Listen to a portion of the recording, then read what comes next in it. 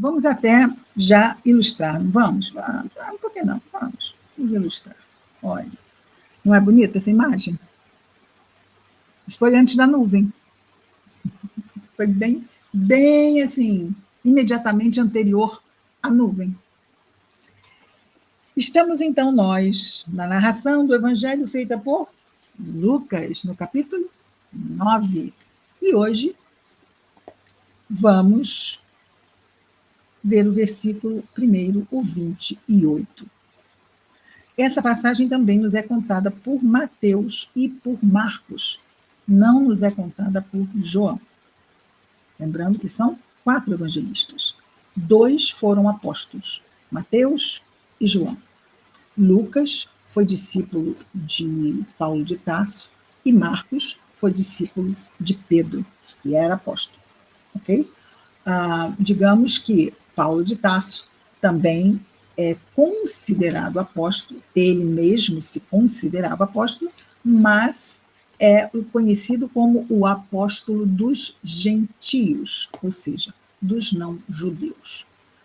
Paulo foi pregar o evangelho aos não-judeus, inclusive aos romanos, não é? Fundando lá a igreja em Roma.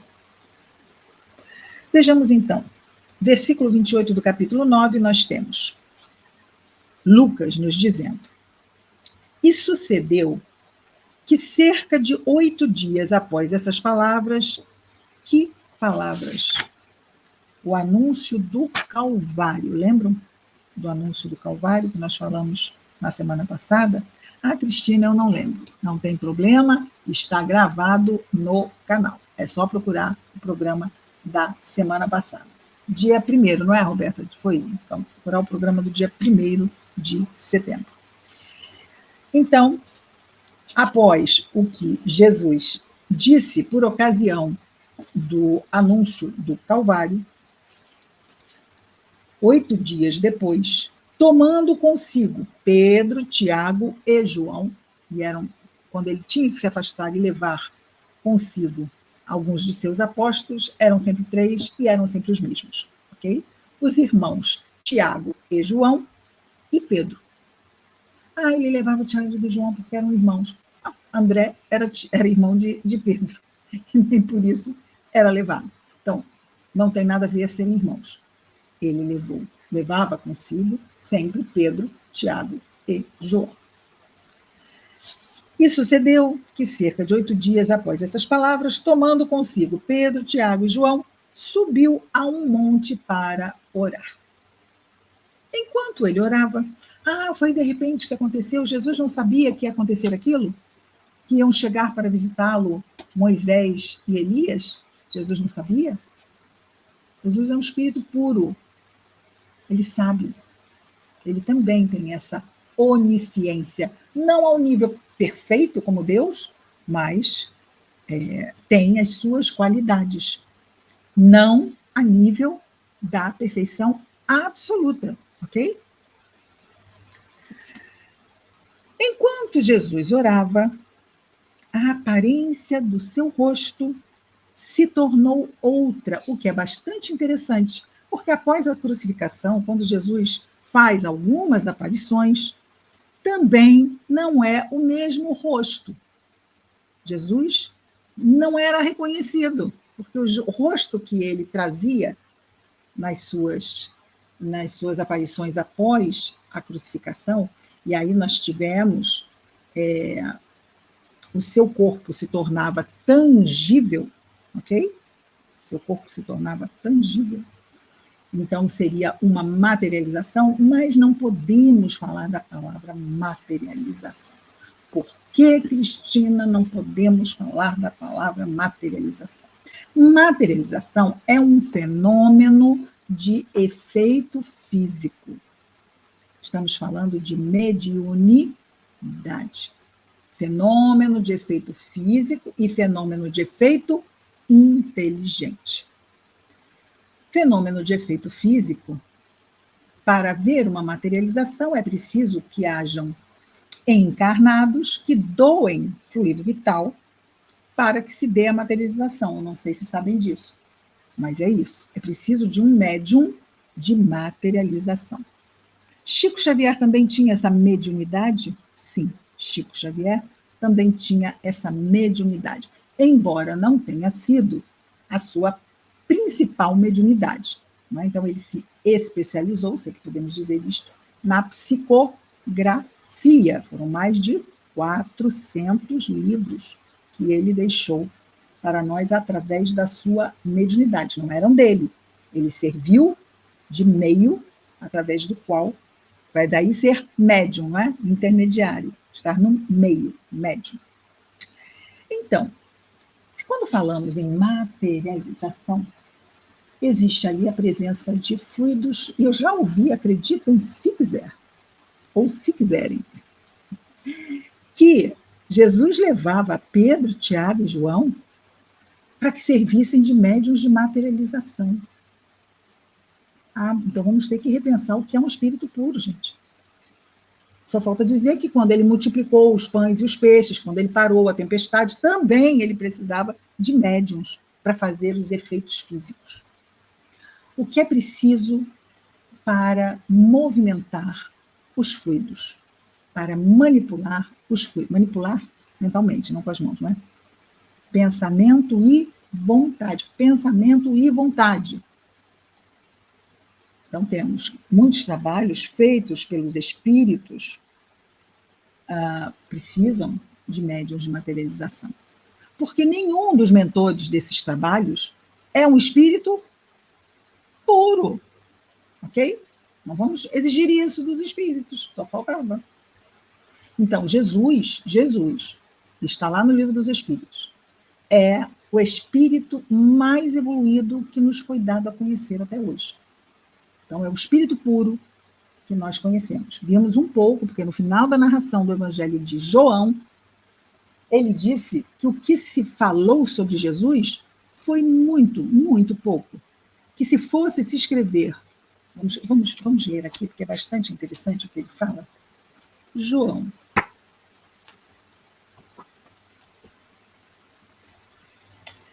O último versículo da narração de João, ok? Capítulo 21, versículo 25, diz-nos João: há, porém, ainda muitas outras coisas que Jesus realizou, que se fossem escritas uma por uma, nem mesmo, suponho, de João, o mundo teria lugar para os livros escritos. A gente fica assim, né? Olha a quantidade de coisas que João viu ao longo dos 3 anos que partilhou da intimidade do Mestre como seu apóstolo. Diz João: suponho que o mundo não teria lugar para os livros escritos. E é claro, vamos considerar, mesmo considerando que o mundo, para João, era o Império Romano e eram aqueles povos que cercavam ali a Palestina de então, é enorme, é espaço que não acaba mais. Imagina pensarmos em todo o Império Romano, que praticamente ocupava não apenas a Europa, mas o norte da África, o Oriente Médio, inclusive a região da Palestina, cheio de livros. Muita coisa, não é? Isso é interessante porque João fala só assim, no último versículo, você dá vontade de falar assim: peraí, João, não vai embora não, volta aqui, fala mais um pouquinho. E ele acaba. Muito bem, vamos voltar. Porque é muito incrível esse momento, não é, da transfiguração. Voltemos a ele. Estamos vendo aqui, não é? A primeira coisa, então, que o evangelista destaca é que o rosto de Jesus muda de feição. E muitas pessoas ficam discutindo: não, Jesus, ele tinha as feições de um judeu da época, e aí vem o não sei quem para fazer. Isto é de tão nenhuma importância. E o que eu acho mais interessante, eu costumo comentar sobre isso, sobre essas mudanças de feições de Jesus, que, para mim, claro, é minha fantasia, mas é isso que eu penso, que é como se ele dissesse: parem de prestar atenção na forma. Não é forma, é essência. Não é forma, é essência. Mas é isso. Ah, é a forma X, Y, Z, é o fulano quadrado, o outro com bolinha amarela. Não importa isso, o que importa é a essência. Então ficamos esperando o quê?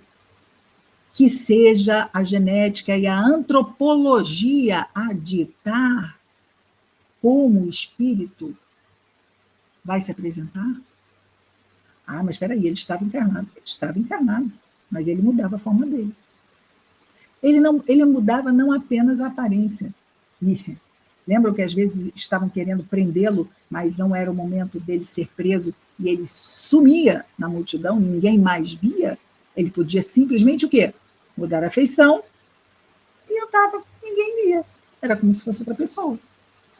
Excelente, não é? Não podia desaparecer e aparecer em outro local. Também podia, não podia? Ah, Cristina, não sei. Gente, é um espírito puro. Ele alimentou 5.000 com 5 pães e 2 peixes. Mudar a forma. Hoje em dia, né, as pessoas fazem aquelas, como se diz? Não sei o que, facial? Como é o nome? Eu não sei. Mas fazem aquela coisa facial que muda a cara toda, não é? Mas não é o pensamento e vontade, porque Jesus mudava e depois voltava, e depois mudava, e depois voltava. Agora que ele faz isso, não volta assim tão rápido. Claro, não somos espíritos, só para destacar isso mais uma vez, né? Que Jesus é um espírito puro. O que é que nós entendemos de espíritos puros? Nada.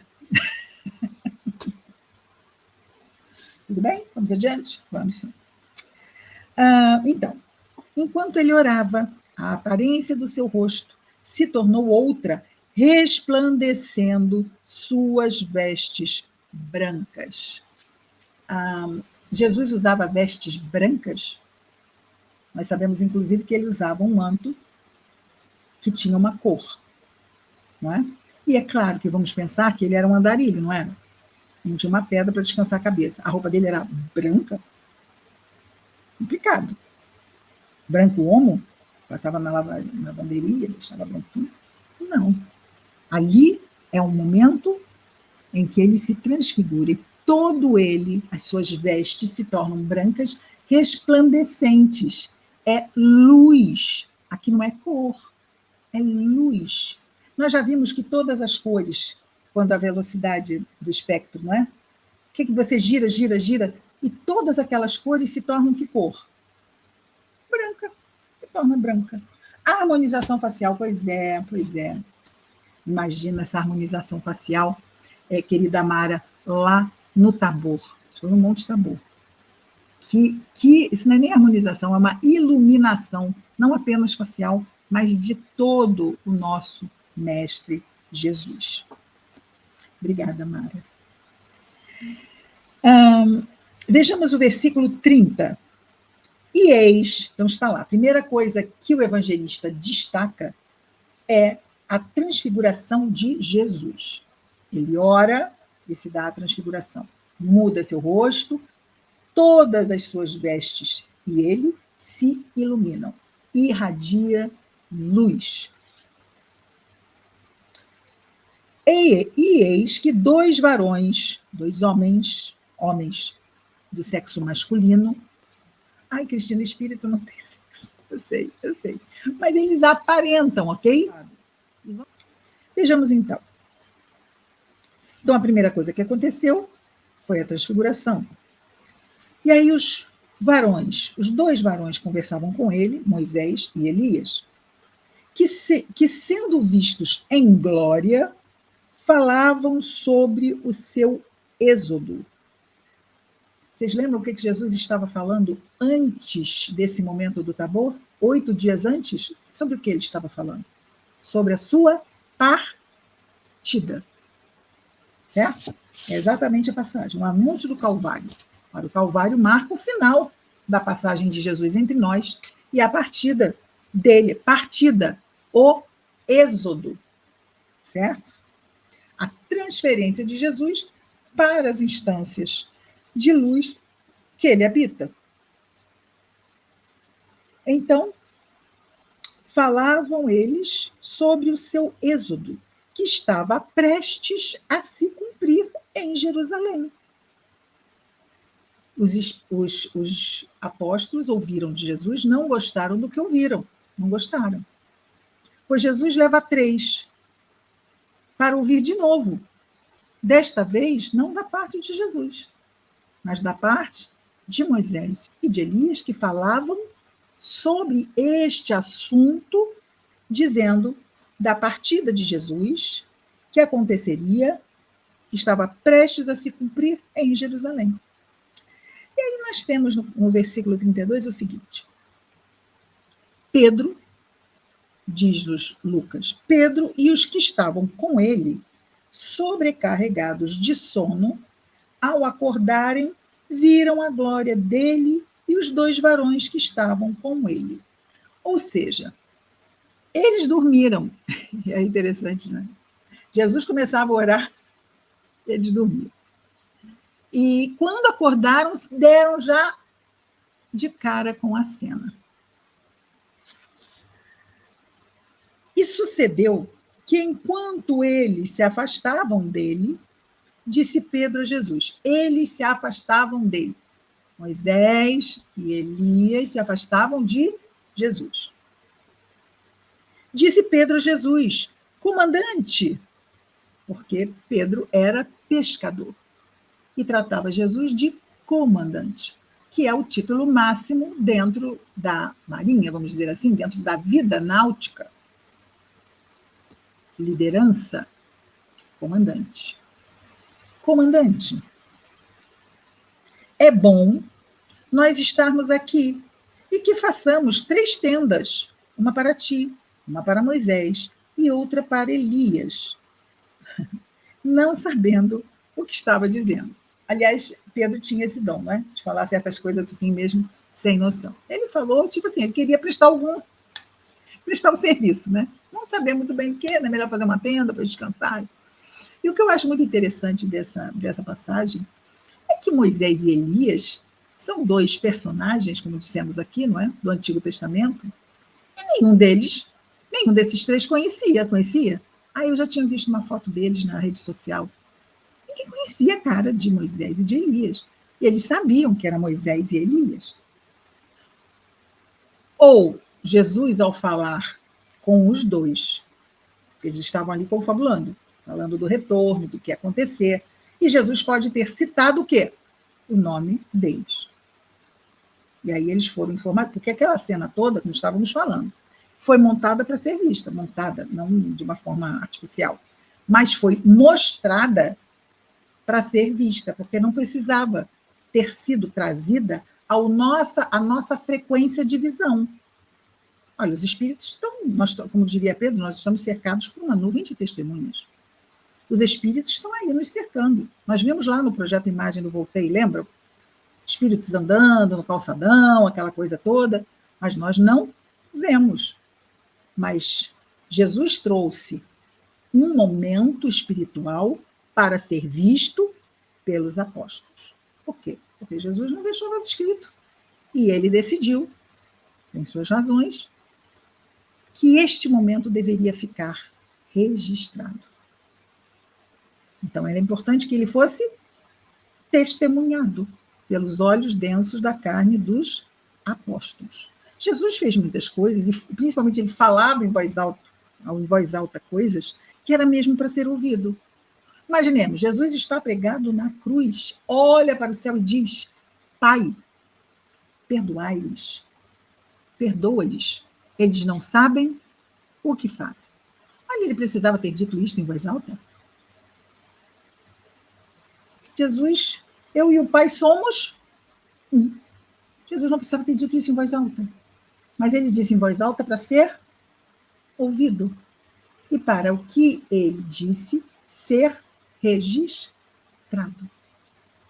Afinal, vejamos, nem na cruz ele deixou de dar suas lições. Continuemos.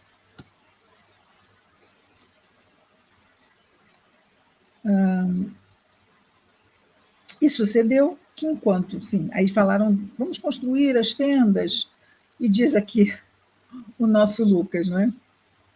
Não sabendo o que estavam dizendo, ou o que estava Pedro dizendo, ele não tinha noção do que estava falando.